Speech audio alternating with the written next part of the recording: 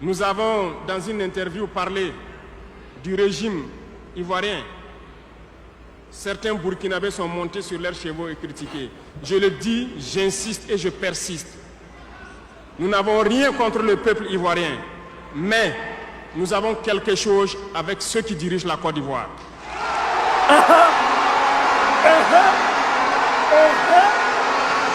Nous le disons et nous le répétons encore.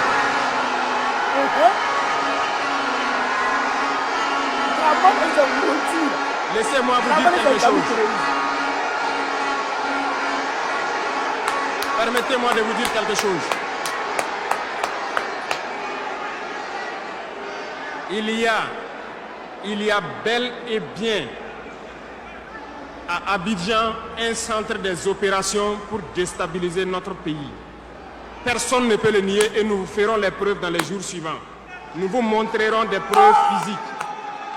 Vous allez comprendre de quoi nous parlons. Personne ne viendra nous dire qu'au Bénin, il n'y a pas de base française dirigée contre nous. Nous avons les preuves sous la main. 2 bases importantes.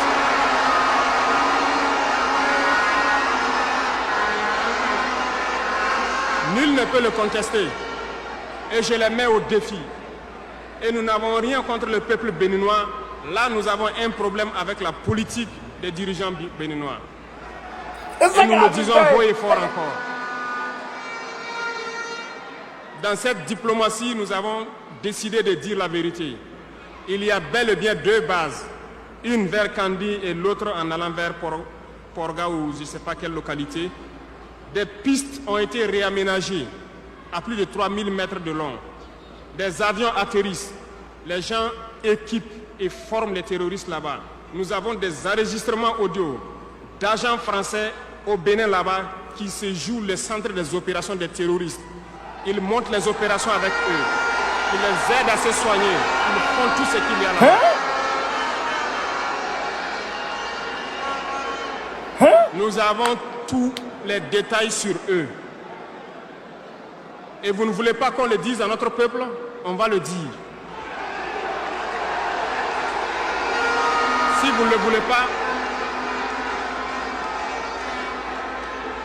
s'ils ne le veulent pas, qu'ils arrêtent de se comporter ainsi. C'est simple. Nous n'avons forcé personne à prendre son indépendance.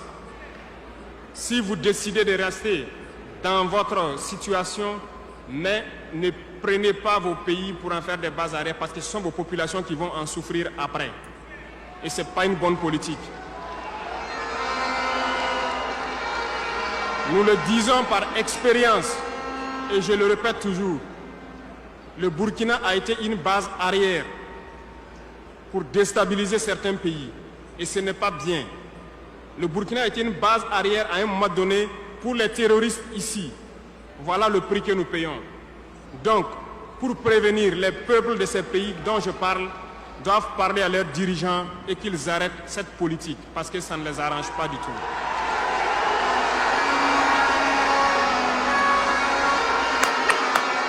Pour venir, parce que malgré vos cotisations, je vous le disais tantôt, certaines puissances ont refusé de nous vendre les équipements, ont bloqué les équipements que nous avons achetés dans certains pays parce qu'ils ont la licence de certains composants. Et ces puissances exploitent des minerais au Burkina Faso. Je le dis ici, haut et fort et solennellement. Ça va s'arrêter. Nous allons retirer des permis d'exploitation. Nous n'allons pas permettre cela.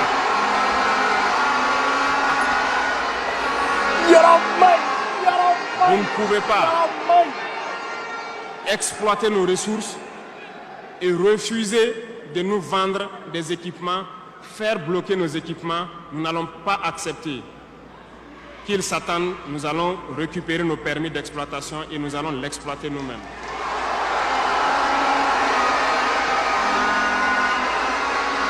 Revenant.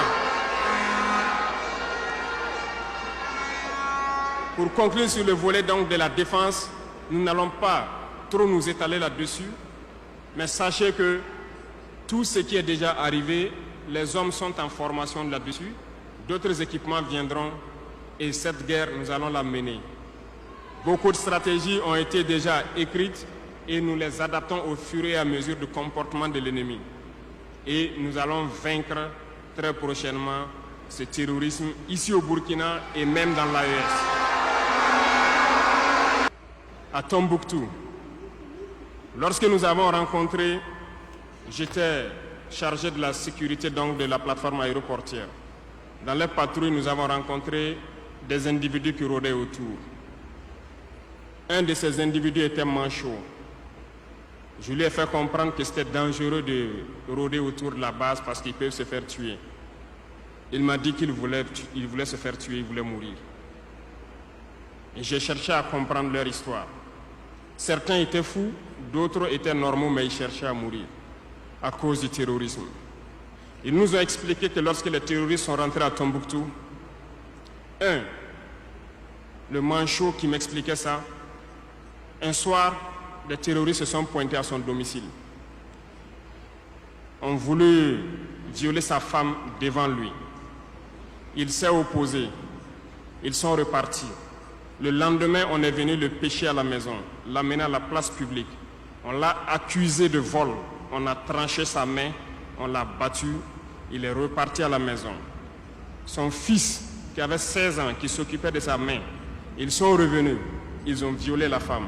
Ils ont enlevé son fils. Ils ont continué à violer sa femme pendant des jours, jusqu'à ce que la femme se suicide. Et ils ont amené son fils, il n'a plus retrouvé son fils. Et lui, il préfère mourir. Voilà pourquoi il marche autour. Le jour qu'une sentinelle va lui tirer dessus, ça lui fera plaisir.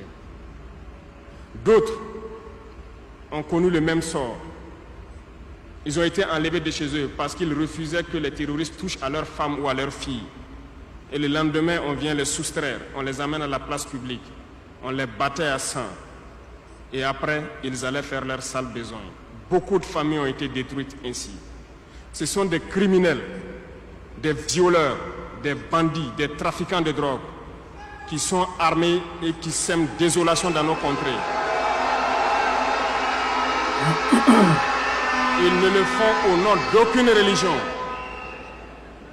Malheureusement, ici au Burkina Faso, certains villages se sont laissés compromettre par ces individus. Je parle en connaissance de cause. En 2022 à côté, j'ai été chercher avec mon unité dans un village parce qu'ils ne voulaient pas que nous restions là-bas parce qu'ils sont en bonne entente avec les terroristes. Ceux qui m'écoutent, ils savent de quoi nous parlons. Plusieurs autres unités sont témoins.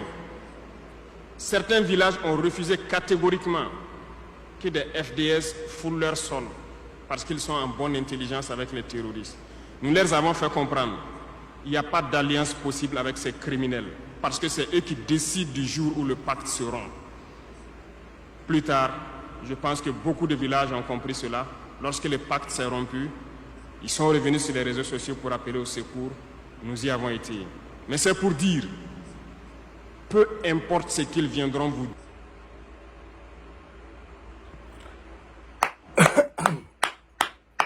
Le discours est loin, hein? Le discours fait près de 2 heures. Je vous invite à aller écouter la totalité du discours sur la RTB. Ah! Parti Sankana. Non, Draman était pris la main dans le sac. C'est ce que nous évoquions à vous dire toujours que Draman était un déstabilisateur par excellence. C'est lui qui a été choisi par l'Occident pour déstabiliser l'AES, pour déstabiliser tous les présidents qui auront des vérités souverainistes, qui auront des visions souverainistes, des visions panafricanistes, pour le mettre à terre. Il est là pour empêcher l'Afrique de s'en sortir. Draman Ouattara est un malheur pour l'Afrique. C'est-à-dire que c'est la gangrène de l'Afrique. Draman qui est là. Il me dit là les preuves.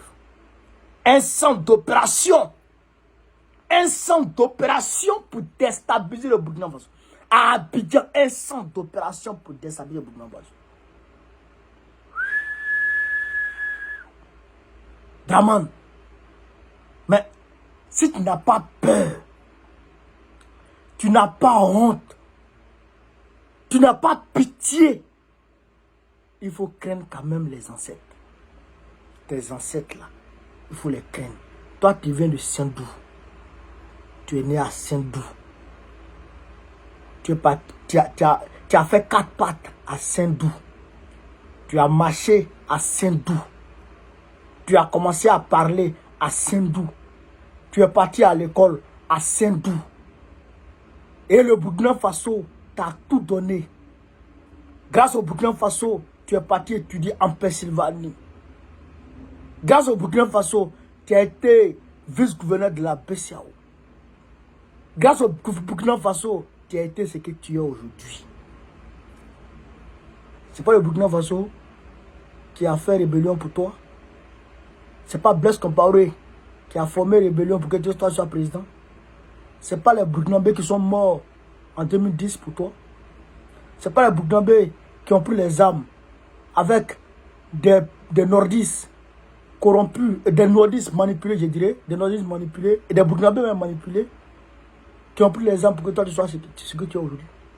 Et c'est ce que tu fais à ceux qui te font du bien. C'est ce que tu fais à ceux qui te font du bien. Draman est un traître, un ingrat par excellence, un démon qui pense qu'à lui, un bonobo narcissique, bouche penchée, yeux penchés, tête coco taillée, menton tordu,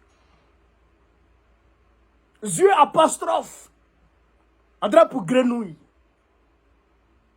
C'est Draman qui est là. Oh Draman, oh Draman. Mais pourquoi tu es comme ça?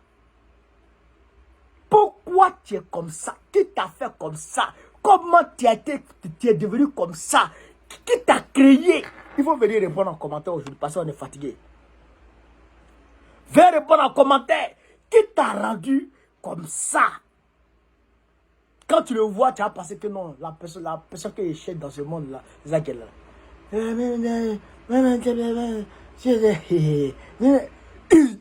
est mauvais. Il est mauvais. Il est mauvais. Draman te voyez. Chers camarades. Patrice Talon. Oh, Patrice Soué. Donc, en plus des bases militaires que tu as fait, que tu as permis aux Français de créer au Niger, en plus des pistes d'atterrissage d'avions et de ravitaillement des terroristes, tu as fait 2 bases militaires spécifiquement dédiées à déstabiliser le Burkina Faso. Déstabiliser le Burkina Faso. Vous allez mourir les yeux ouverts. Vous allez mourir les yeux ouverts. C'est pourquoi le président Tiani dit je n'ouvre pas la frontière.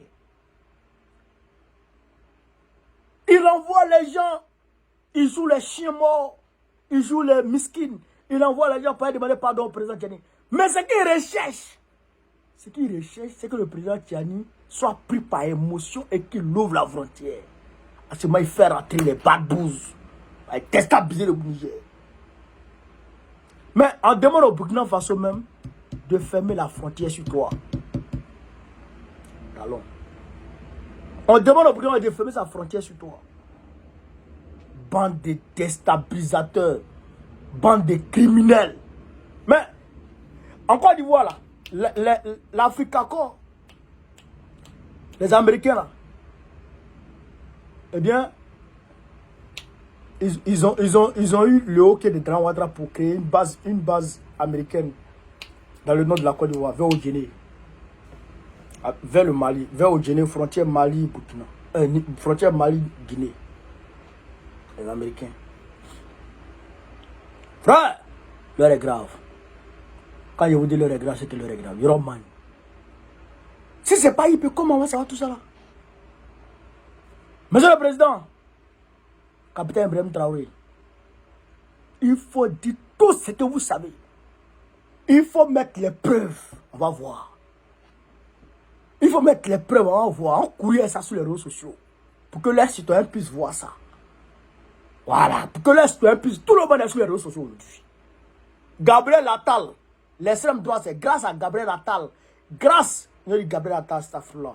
grâce à Jordan Bardella, grâce aux réseaux sociaux, surtout TikTok, Jordan Bardella a raflé l'électorat que le RN n'a jamais pu rafler ici en France. Ils sont la première force politique grâce aux réseaux sociaux. Monsieur le Président, envoyez-nous. On va publier ça sur les réseaux sociaux. Ça va prendre. Laisse-toi voir clair dedans. Camarades peu d'Afrique. Voilà ce que je voulais vous dire ce matin. Partagez cette vidéo maintenant partout à travers le matin. Vive l'AES. Vive le panafricanisme. Vive Ibé. Vive Tiani. Vive Assimi Goïta. Vive l'Afrique libre. Gbagbo, président du Côte d'Ivoire 2025. Pouvez nous sortir des mains des Dramane. Pour chasser toutes ces bases militaires de notre pays. C'est de ça qu'il s'agit. On est ensemble, j'ai Afrique.